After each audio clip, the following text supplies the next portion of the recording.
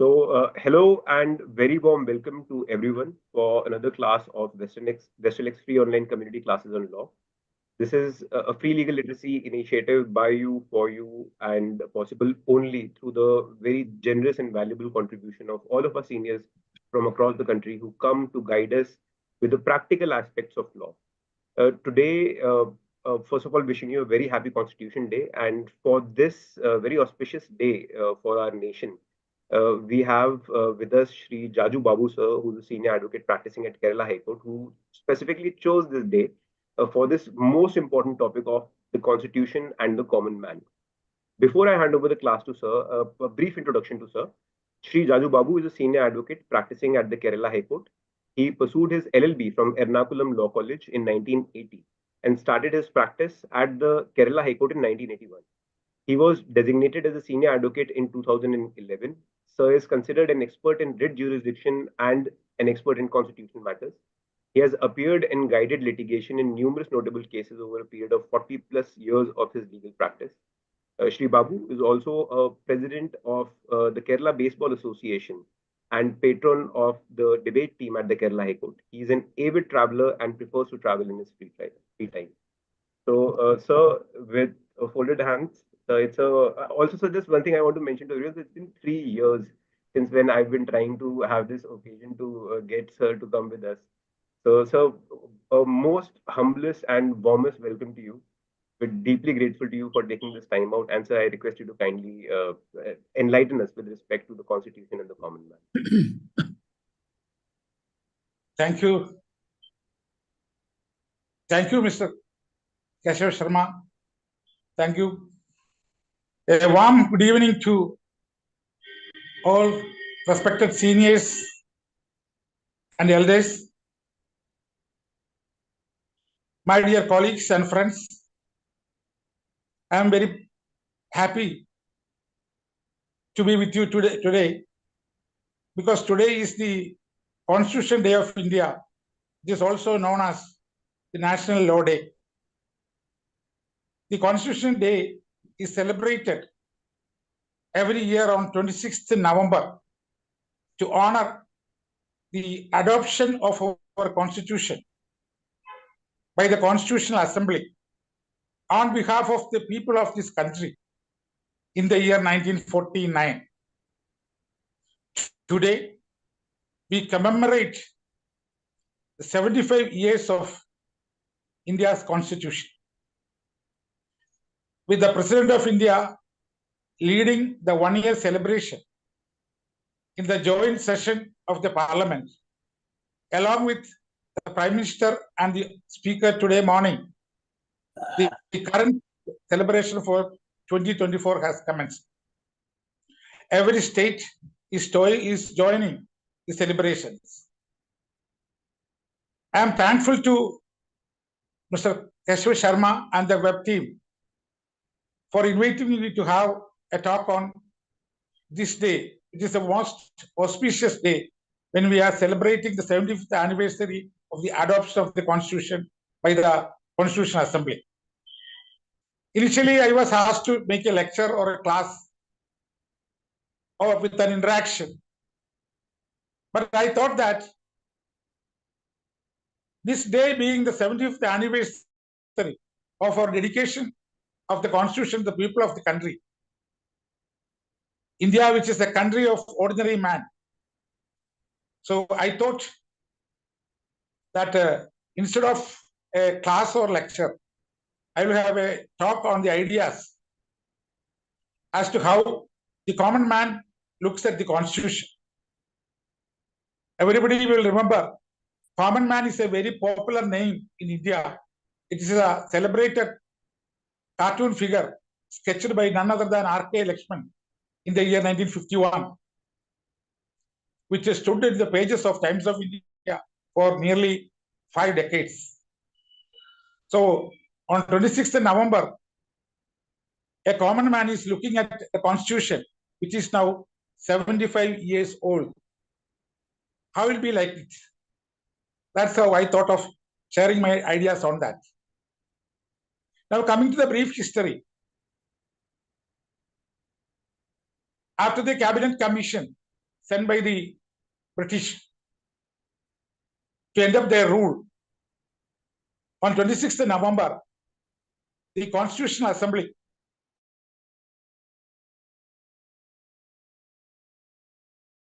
year 1949.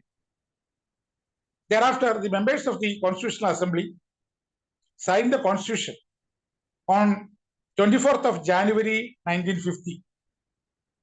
And after 2 days, the Constitution finally took effect from January 26, 1950, on which date India became a republic.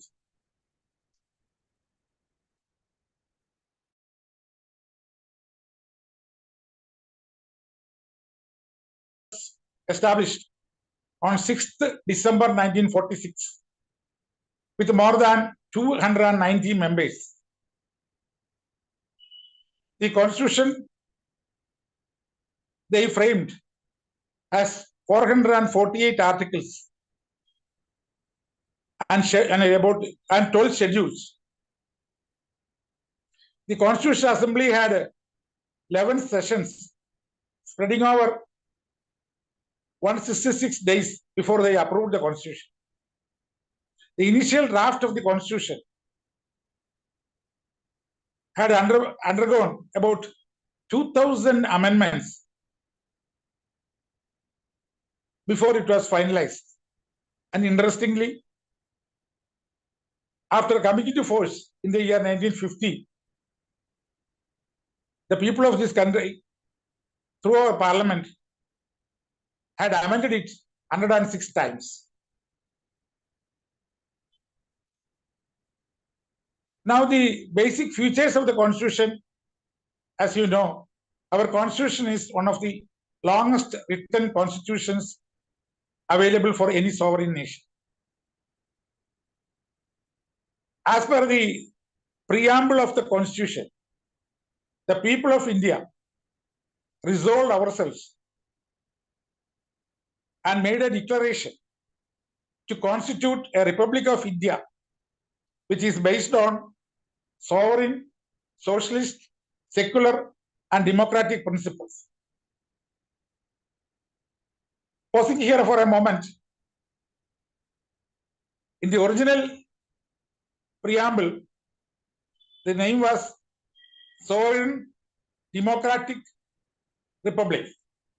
However, the word socialist and secular was added there by way of the 42nd Amendment on 18th December 1976. The basic features of our Constitution. Look at the Constitution.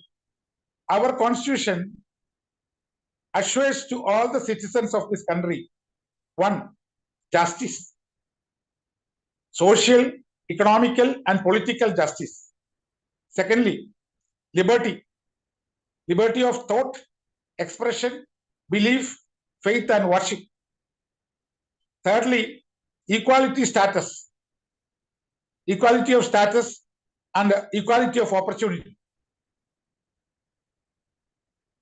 Apart from this, our Constitution also stands to promote fraternity among the citizens by assuring them both individual dignity, integrity, as also a word for the unity of this nation.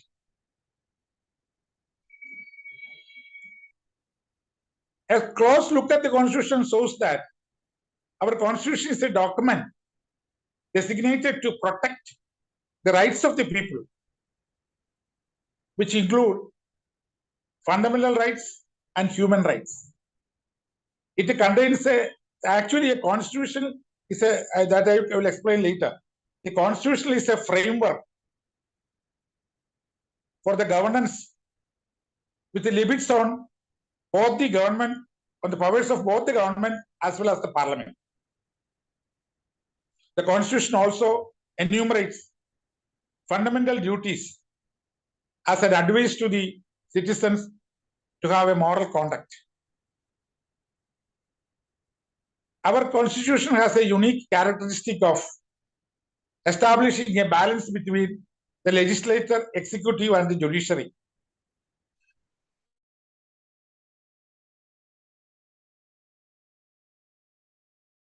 Hierarchical one web judicial system throughout the country. For framing this constitution, it is true that we have been influenced by the constitution of other countries. Because at the time of framing the constitution, in many democratic countries, written constitution was already available. Therefore, for the preamble and the fundamental rights, we looked at the America and the American Constitution, which had a general influence there. With regard to liberty, equality, and fraternity, these concepts were drawn from France, no doubt. Everybody knows it. Then coming to the directive principles of state,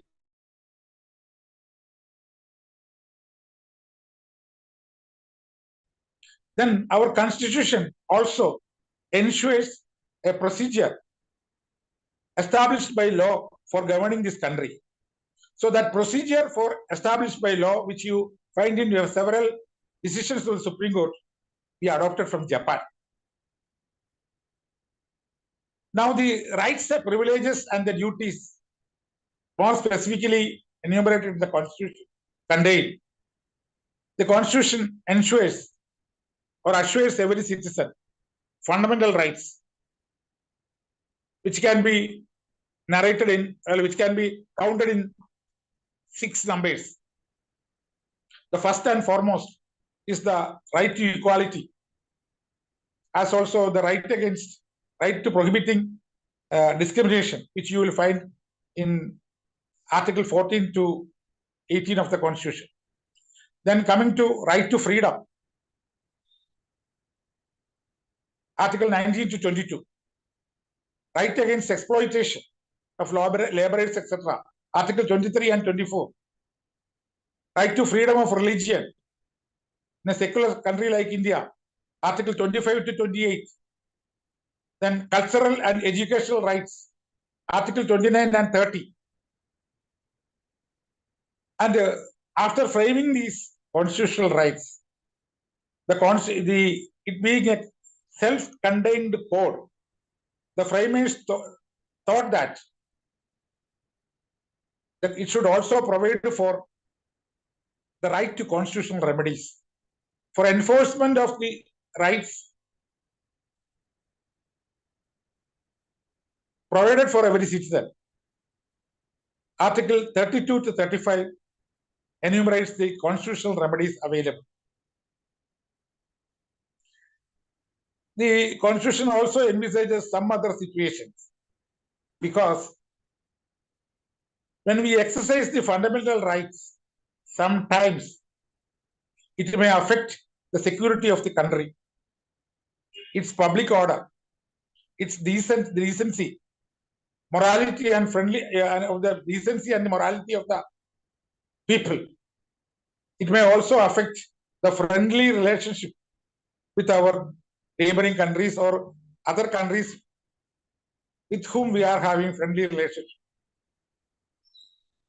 So the directive principles of state policy and their fundamental duties have been separately written there in Articles 31 to 51A. So apart from the fundamental rights, directive principles, and the separately enumerated fundamental duties, there are other constitutional rights which are not guaranteed as fundamental rights, like which may not be available for everyone, like property rights, right to vote, etc. So we have a unique constitution in our hands, which stood the test of time for 75 years as of now. In Keshavananda Bharati's case, the Constitutional Bench of the Supreme Court in the year 1973, with a 7 against 6 majority declared that the Constitution has a basic structure that cannot be altered even by the Parliament. So, as I stated earlier, this decision, in other words, the court declared that even the power of the Parliament to amend the Constitution is limited, and that too, it cannot alter the basic structure of the Constitution. As I said, the Constitution and its interpretation has also put limitations on the government and the governance. From the 75 years of its life, now we realize that Constitution is a living document, resolved and declared by the Constitutional Assembly on behalf of the people. For what? The people are to govern themselves and to protect the common man who is conferred with fundamental rights. These are the salient features which prompted me to choose the today's title for or subject for talk as Constitution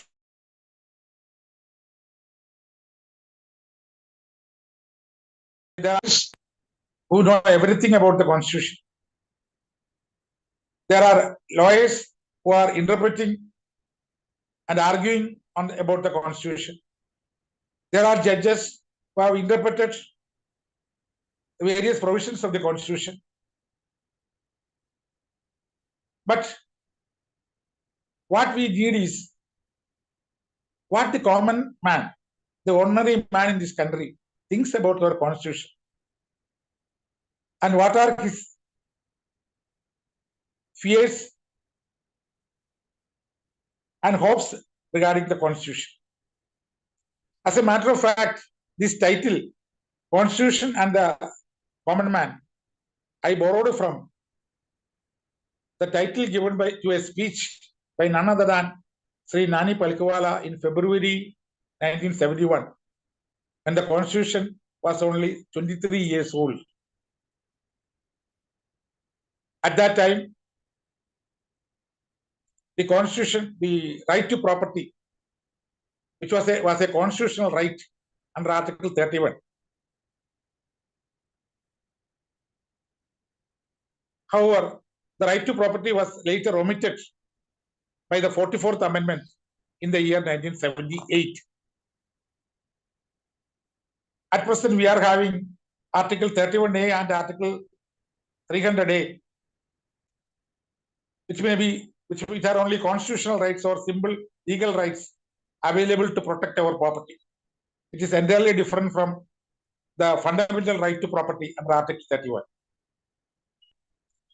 So at the time when Sri Palkiwala gave the caption,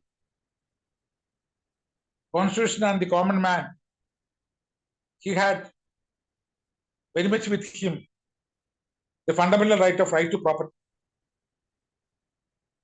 And in fact, in that speech in the year 1971, Sri Palkiwala clearly asserted that our Constitution is primarily shaped and molded for the common man, probably with this property right in his mind. He said that any attempt to abrogate the fundamental rights to the property would be erroneous, and cautioned that mistake, that is, any attempt to abolish the property right, can meet with nothing but disaster. Now I am facing you after 75 years with the 75 years with a valid difference or a subtle difference. Sri Nani Palkiwala stated that the right to own property is a basic human right, and man can never forgive confiscation of his property. And unfortunately, within a few years after the speech, the right to property was omitted from the constitution, and we are now having the main 5 fundamental rights in one hand. That is the equality, right to equality, right to freedom, right against discrimination, exploitation, etc. At the same time, even now, every citizen, every ordinary man of this country is empowered with the constitutional remedies assured in the constitution itself. Now, therefore, the short question I am now posed with is, what does the constitution provide for the common man of this country? And also what the common man should do to preserve and protect the constitution. Let us have a closer look to the constitution and common man in this regard. How the constitution, origin of the constitution, concept of constitution. As you know, Abrahamic religions say that Adam and Eve were the first couple in the world. They were living in the Garden of Eden. The first command for them from the God was, you must not eat the fruit from the tree of the knowledge of good and evil. Unfortunately, on the breach of the command, they were sent out of the Garden of Eden and they came to this world. They had children, grandchildren. The children and grandchildren had their families. They started living as communities and groups. They wanted to make a livelihood. You might have read about grains even during the Old Testament period. So they started agriculture and farming. Now, tracing the agriculturists and farmers in the history, the first farmers were on the banks of Euphrates River in Syria more than 10,000 years ago. Farming was very much active in the Jordan Valley and Turkey, where people were raising crops to feed their families. This eventually went for social and cultural developments. The merchants and traders came in for selling the agricultural products from the farmers. So ultimately, it became inevitable that there should be somebody to take up the command against the people. Then came the rulers. The first rulers were Egyptian rulers who began their rule more than 5,000 years back. The concept of country with geographical boundaries and their rulers started with the Egyptians. There were rulers in other parts of Europe, Mediterranean area, mainly Egypt and other areas. In Asia, Japan, China, then India, US, Russia.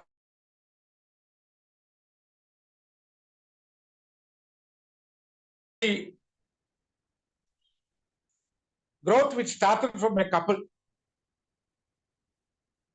developed into families, families into groups, groups into communities, and ultimately with an identified country with the geographical boundaries ruled by rulers. These rulers eventually came to be known as kings, queens, or emperors, depending on their power, and their rulings became law. So this is the first time in the history when law came into existence to be obeyed by the people as dictated by the king, queen, or the emperor, as the case may be. You can see, if the only individual in this world was myself, I could do whatever I like. Nobody is bothered. But when the couple become families and the families develop into a community, the freedom of one man actually ends on the doorstep of his neighbor. Therefore, for regulating the social or community living, customs and precedents, practices, usages, etc. came into existence in the communities as well as the groups and communities. When these customs and usages stood test of time, they were accepted by the kings and rulers, and it became royal rulings. This remained for very long period. And a change happened in England. Because the king is the head of every country. As I said earlier, kingdoms were available in Mediterranean area, then Europe, Asia, and these rulers were ruling the people as kings, queens, or emperors, and thus began the system of ruling called monarchy. The people had to face other systems or other type of rulers like autocrats, dictators, authoritarians, aristocrats, nobles, etc. And their rulings had also to be obeyed by the people.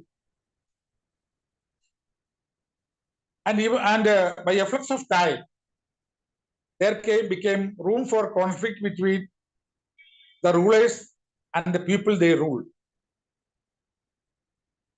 Naturally, those conflicts ended in loss to the people. And in some cases, they even lost their lives. This continued for centuries. But as history says, a change was inevitable. For the first time in the history, the people of England forced King John to sign Magna Carta in 1215 AD. Magna Carta, stated briefly, is the first charter of rights available to the people against the rulers. The cardinal principle declared by Magna Carta was that the king is not above the law. That principle, which was declared by People's Victory in 1215 AD, is even now very much alive. This is the concept of the Constitution, which originated in England for the first time on signing Magna Carta. Magna Carta declared that the king is not above the law. The rule of law principle was later affirmed in England itself by the English Bill of Rights in 1689.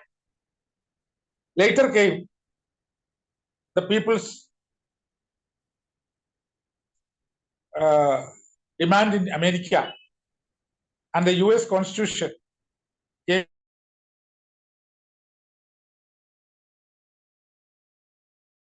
out the pursuit like Canada, Switzerland, Norway, all who adopted written constitutions during the 1800s. Prior to that, in coming to Asia, the Japanese emperor had promulgated Imperial Japanese Constitution in 1889. However, after the Second World War, on 3rd November 1946, Japan adopted the Constitution written by American civilian officials.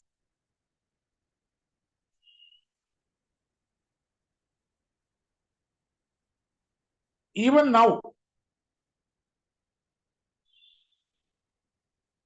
that adoption or amendment to the Constitution in Japan was almost at the same time India had adopted the Constitution. As of now, there are written constitutions to majority of the democratic countries in the world. Out of 192, about 190 countries, nearly 120 countries are having constitution. Many countries now, even now, following monarchies like England, Japan, Canada, Netherlands, Spain, etc., are also having constitution as a rule of governance. But the fact remains that even now, what the constitutions in all the democratic countries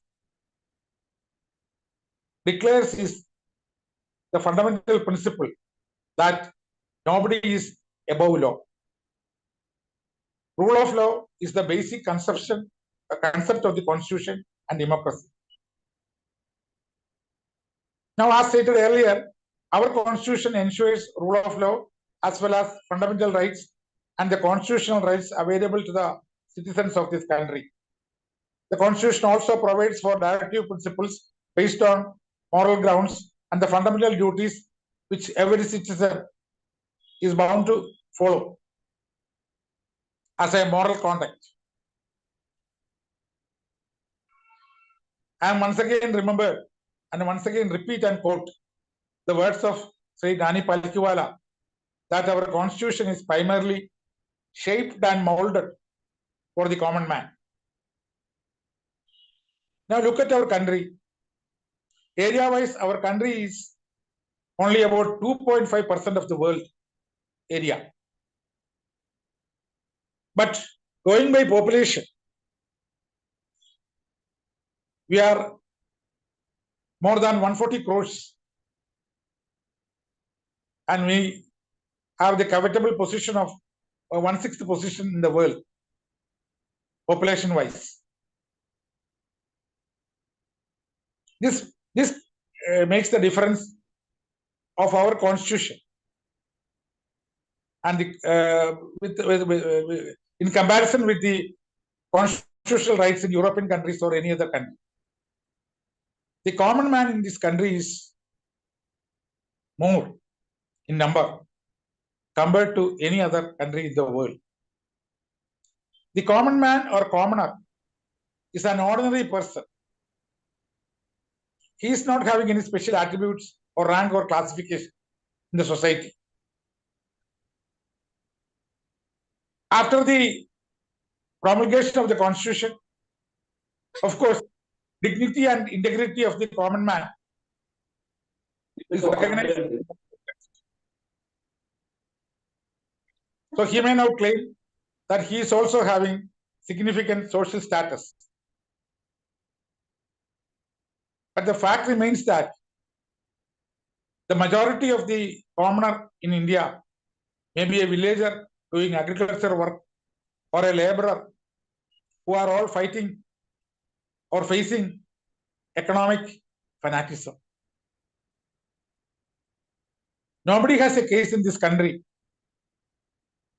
that common man forms part of royalty nobility or aristocracy in the society. As I stated, and the majority of population is common man, the availability of rights to them and the exercise of these rights, fundamental rights, is of much importance. Like European countries, freedom has not become a way of life in India.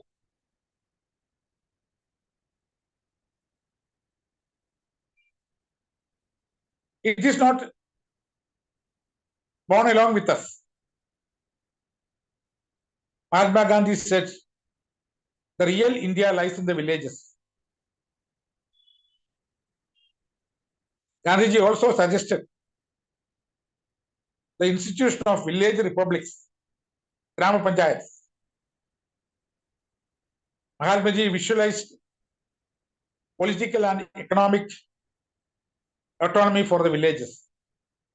Now the real question is, has the Mahatmaji's dreams become a reality with the common man in the villages having political and economical autonomy?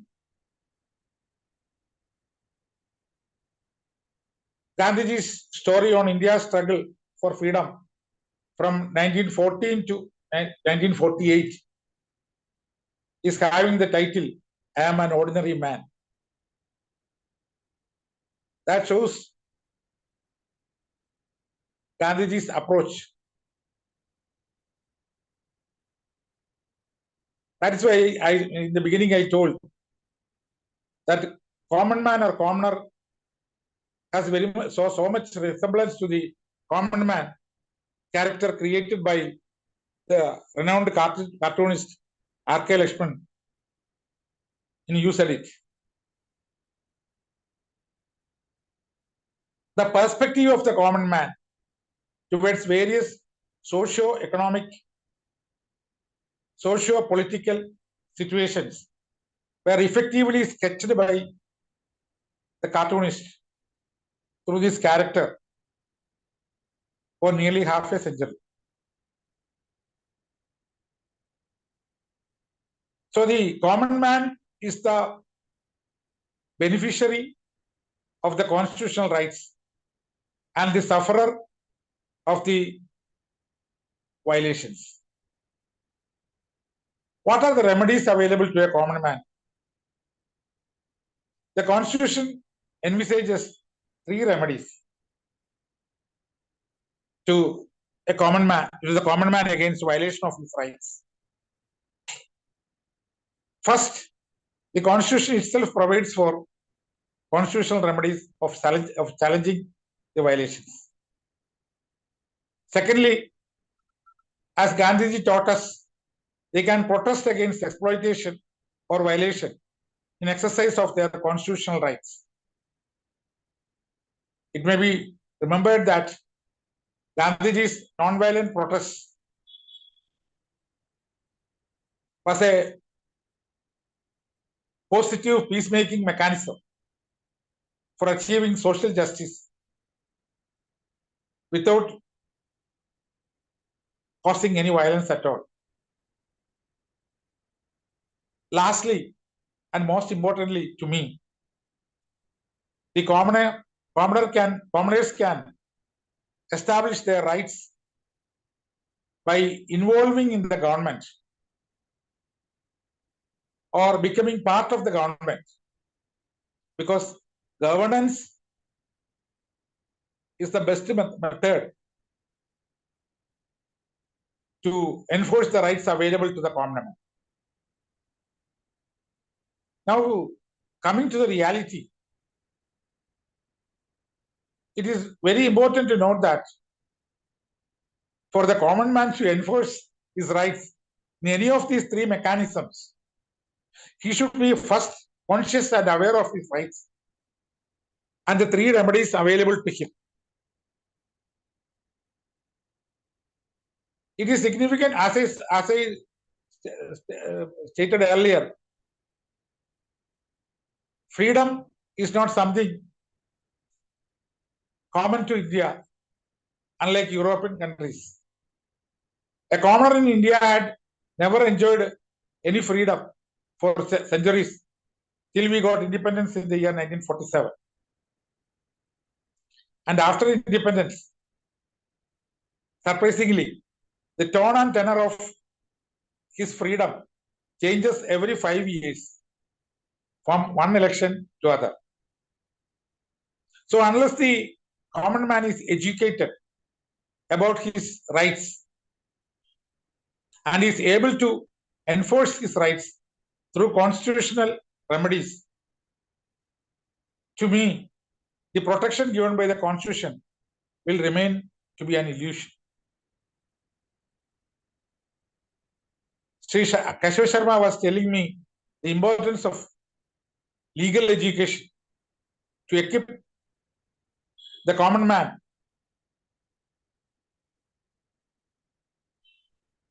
to be aware of his rights and to fight for establishing his rights. Here I may conveniently quote the words of James Madison, who was one of the framers of American Constitution. It's a very meaningful quotation. If men were angels, no government would be necessary. On the other hand, if angels were to govern men, neither external or internal controls on government would also be necessary. Mr. Sharma again wanted me to refer to some personal experience with regard to the fight of the common man for establishment of his fundamental rights protected by the Part 3 of the Constitution. To cite an incident, there is a small village called Tattekad on the borders of Ernakulam and Idukki district in Kerala. As a matter of fact, Tattekad is the first bird sanctuary in Kerala.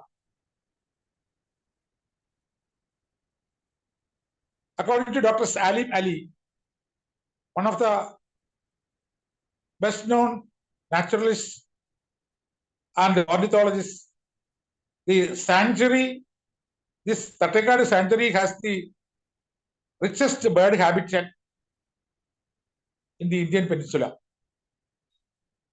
Unfortunately, Tattekadu and the nearby villages became isolated from the mainland when a nearby dam was constructed for irrigation. No road, no bridge, no way for the children to go to school, no facility for the ailing and aged to be taken to hospital. The people were suffering like anything for 25 years from 1967. Ultimately, in the year 1998, they filed a public interest case on behalf of the villages before the High Court of Kerala. Honorable Justice K.T. Thomas, who considered that public interest litigation case, took pains to go to the place and saw how much the people have to suffer due to want of a bridge and usable road. The learned judge also noted that as early as in the year 1986, the Honorable Supreme Court had already taken the view that access to roads is a fundamental right in hilly areas guaranteed to all under Article 21 of the Constitution of India. The Supreme Court in that case was dealing with the denial of road access to the hilly areas of Himachal Pradesh. Justice K.T. Thomas followed the judgment of the Supreme Court and directed the government to take appropriate decision. Thereupon, the bridge and the road became a reality for the villages. So the common man should be aware of his fundamental rights, and he should be conscious of the means to find remedies for the violation of his fundamental rights.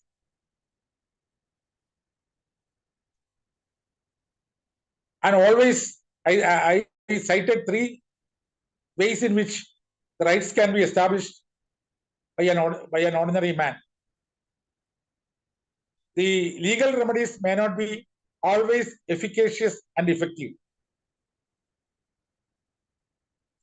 And I also here at this instance remember the words of Justice M.B. Menon, another renowned judge of the Kerala High Court, who said that when an illegality is in isolation, the court will definitely interfere. But when such illegalities become the order of the day, courts can only throw its hands in despair. And that is what is happening nowadays in many situations. The different methods available and provided for in the Constitution should be worked out by the common man to suit the different situations. Recently, everybody remembers the farmers in India had made protest against exploitation. That was in exercise of their constitutional rights. That was given applause and appreciation by the media and recognized by the courts. This is yet another form of enforcement of the constitutional rights by the common man.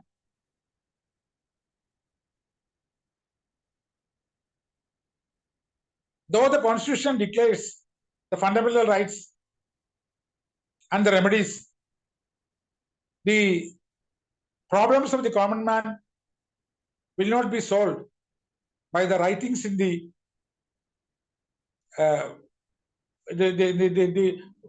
Constitution.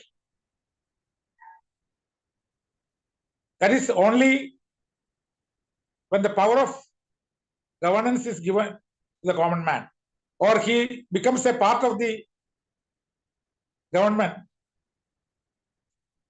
ways and means can be found out for finding problems for his violation of fundamental rights. The power vested in the governance always denies the common man what is due. To quote the words of Alexander Hamilton, give the power to many, they will oppress the few. Give all powers to the few, and they will also oppress the many. During the process of framing the Constitution, as I referred to earlier, Mahatma Ji always stood with the common man. And Dr. Ambedkar was always been with the oppressed.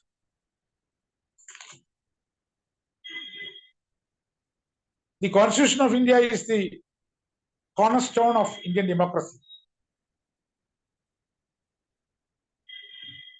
It's a document designed to uphold justice, equality, and liberty for every individual of this country.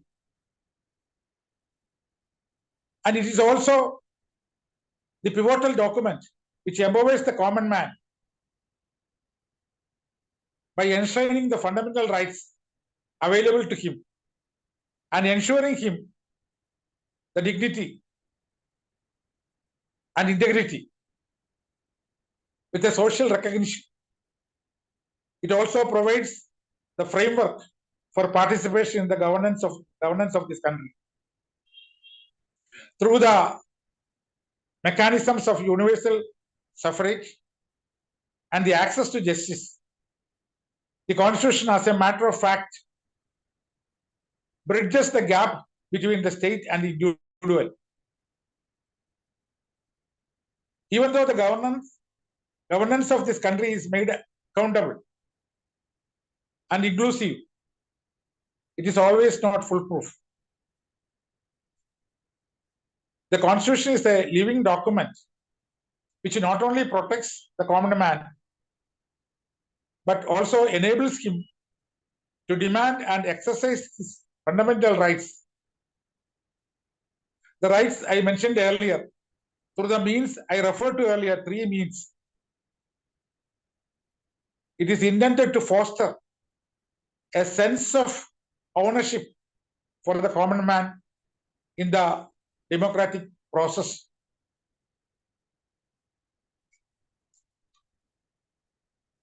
Shri Dr. Ambedkar, the chairman of the drafting committee of the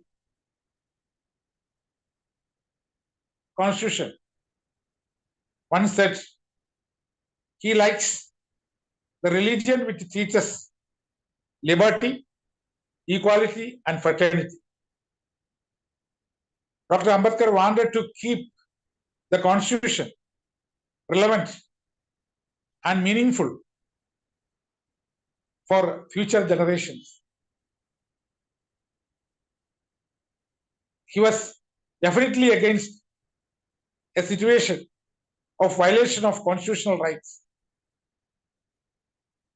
He emphasized that the Constitution is not a mere law document, but it is a vehicle of life, and its spirit is always the spirit of age. Now I have explained the rights available to the Constitution, by the Constitution to the from the Constitution to the common man, and the remedies available to the common man to enforce or establish his rights under the constitutional framework. But if I may say so, the situation is not so happy or so pleasing as narrated by me hitherto.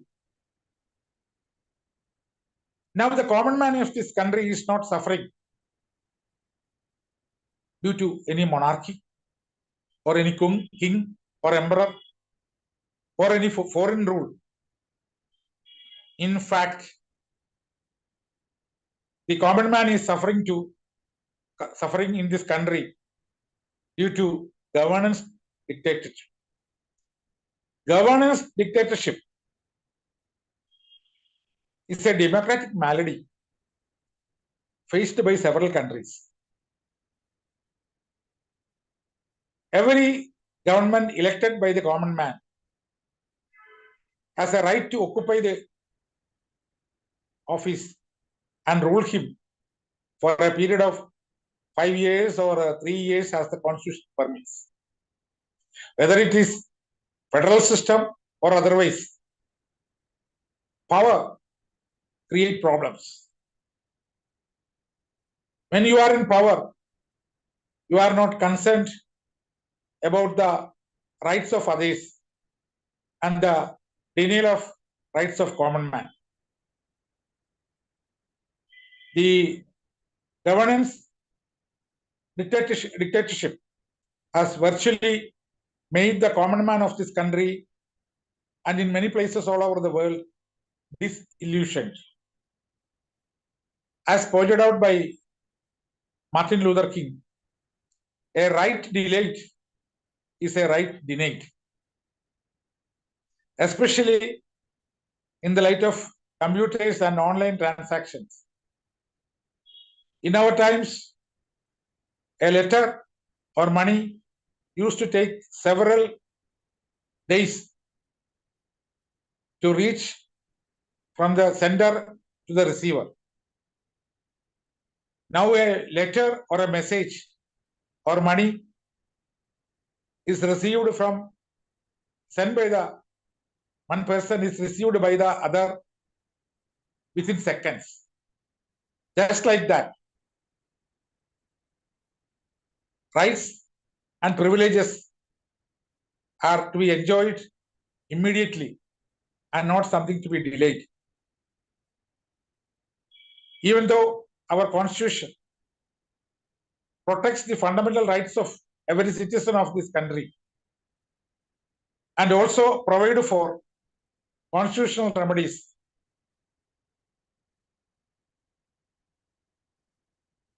In my humble opinion, unless the common man gains a meaningful role or a pivotal role in the governance of this country, this governance dictatorship against him will continue, and the goals intended by the framers of the constitution may not be fully achieved.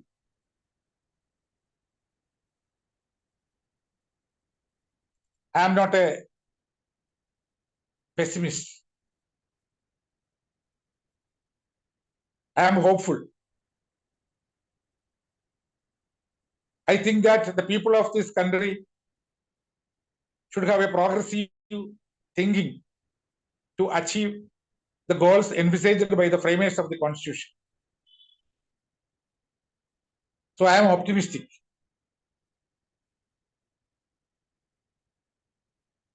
Once again, I quote Alexander Hamilton.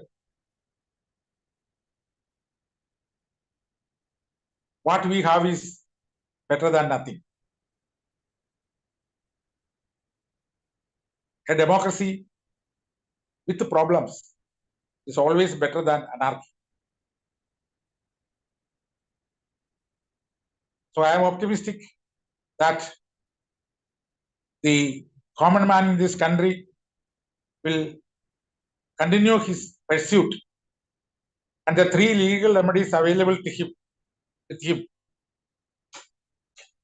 against violations of his rights and achieve the targets envisaged by the framers of our constitution. I end up here. Thank you for patiently hearing my words. I once again express my sincere thanks to the team, what's the name? Team Vestralex, and especially Shri Jaju Sharma. I close my words by quoting the slogan of this country, celebrating the Constitutional Day. Our Constitution, our pride. Thank you. Jai Hind. Jai Hind, sir. So just one thing, sir, because so you've taken it so wonderfully. So you've explained the history, dynamics, everything. So just not an interaction per se, but just some how do I say an extension of the conversation that you've undertaken so far. So what is the role and relevance of patience and perseverance in how you shared the optimism with respect to the constitution? Like, so what is the role of patience and perseverance for everyone in effectively enforcing the constitution? Frankly speaking, patience is now lacking in everybody. So also perseverance. That's why I said the society is so fast. Everybody wants the rights and his privileges to be attained and satisfied without any loss of time. That's why I reiterate that in this age of computer and online communication of ideas and results, the common man can't wait for days, months, and years patiently for decisions or verdicts on his constitutional rights or even statutory rights or other rights. So in my opinion, fastness in providing remedies is the need of the time. Everybody should think in that lines. Administration, judiciary, as well as those who are in control of the governance of this country should make every earnest endeavor that rights of the citizens, especially the common man, are protected, and remedies and reliefs and privileges available to him are provided without any delay. That's all I have to say. Thank you. Thank you, sir. So, so if you'll just permit, sir, just one final thing, sir, and that is absolutely with respect to our initiative and sir, how you so graciously agreed to speak to us on this very valuable topic. So, what is the manner in which a common person, like the person you mentioned in that village where due to the dam all water had to be filled and then roads and all also had to be covered, so what is the manners or how can it be expected that that person will know about the various rights that are enshrined to them? Also, what is the manner in which a common person can actually effectively get to know about what the constitution is and what it gives to him or her? Mr. Sharma, you should thank you for that question. It's a really very relevant question. I would say that you are forgetting the educational, cultural, and educational rights in the Constitution. The people should be educated. They should know things. You may remember 20 years ago, we were looking at the mobile phones,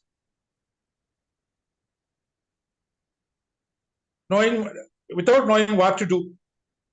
Now even the ordinary man knows how to send messages, how to make bank transactions, everything. So people should be educated about their rights, and as rightly pointed out to you earlier, legal education is a must. People should be taught about their rights. They should be made conscious about their rights. And legal education is, as suggested by you, is one of the best methods, which is perfectly in tune with the cultural and educational rights enshrined by our Constitution. So people should be taught and equipped to fight for their rights and achieve it. Thank you very much. Thank you, sir. So just one, so this is continuation of this only, sir. What is the role of an advocate, or is there any role necessary for an advocate in promotion of this? Sure. As stated, even though Dr. Ambedkar stated that Constitution is not just a lawyer's document, but it's a vehicle of life. Advocate has every lawyer in this country has a pivotal role or important role in enlightening the public and also for fighting for the cause of the ordinary man and the downtrodden against violation of fundamental rights as also their legal rights. It's a senior advocate Kapil Sibal was pleased to make a speech one month back where he said the social commitment of the lawyer is one of the important spheres of his activity. So a lawyer has got a very important role in ensuring that the constitutional rights and fundamental rights of the citizen are protected. And whenever violations are brought to his attention, he should make every endeavor to see that those who are denied are provided with legal remedies and their rights are restored or grievances redeemed. That's the role of a lawyer. That's the role of a lawyer with a social commitment, if I may say so. Thank you. Thank you, sir. So just your parting words on the Constitution with respect to reasonable restrictions and some fundamental duties. So most important, sir, very few people talk about this. See, that's why I said the Constitution it's beautifully drafted. Fundamental rights, thou shalt love your neighbor. The principle is given a righteous words in the Constitution. So when the rights are exercised by, I cited the example. There is a famous Malayalam quotation by the popular artist Shri Mammootty in a Malayalam movie. That is, your right ends on my nose tip, in one word. So when people exercise their rights, that may affect the integrity of the sovereignty of the nation, the decency and moral of his neighbors, and our relationship with our neighboring countries or countries we are on good terms. So when this happen, there may be reasonable restrictions on the exercise of these fundamental rights. So these are the reasonable restrictions specifically enumerated in the Constitution itself in public good. Or fundamental duties, sir. Yes, fundamental duties. There also, a society has to run on legal framework as well as moral forelegs. The morality of the society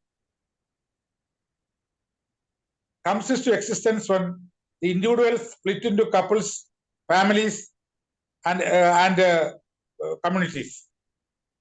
When community living and social living starts, there will be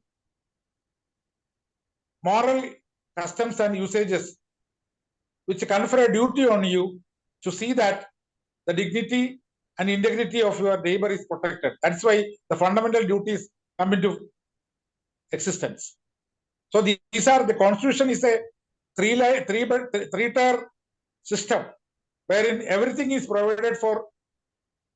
Your rights, privileges, duties, and responsibilities are enumerated one by one, and your remedies in case of violations or breach is also provided for.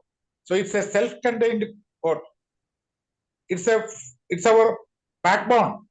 We should protect and preserve, as visualized by Dr. Ambedkar. Thank you once again. Have a nice time. Sir, most sincerest gratitude to you for taking the time out, sir, on this very auspicious day to guide us with respect to this very, very unique yet most important topic, sir. It's, I think, the Constitution, everyone, no matter what happens, everything which happens in the country, I think everyone understands only is governed by an encompassed, as you very elaborated in detail, sir, within the Constitution and the constitutional framework itself. Sir, and I'm deeply grateful to you for sharing your optimism with respect to the future of the country and with respect to the future of all the people, all of us young guys working towards it. So, sir, we just hope that we can work towards bringing more equity, equality, and happiness amongst people. And I'm certain with your guidance and blessings, we'll be able to do something good. So, sir, I'm more honored and more honored than privileged. no, sir, it's our blessing, sir. This opportunity on this auspicious day. So, it's just brilliant, sir. How do I say, sir? I just cannot express my gratitude in words right now. And I thank everyone who's been here and who's joined us and who's been there for this entire conversation. And still, sir, people are joining in. So, sir, see again, sir, people just want to hear more from you. So it was very detailed, very elaborate. Yet, sir, again, sir, I am very, how do I say, sir? I really want, sir, that there should be some interaction more about reasonable restrictions as well as about fundamental duties. Because, sir, some sort of self-governance, what I understand, how you mentioned, sir, the Gram Panchayat and the entire structure of that also.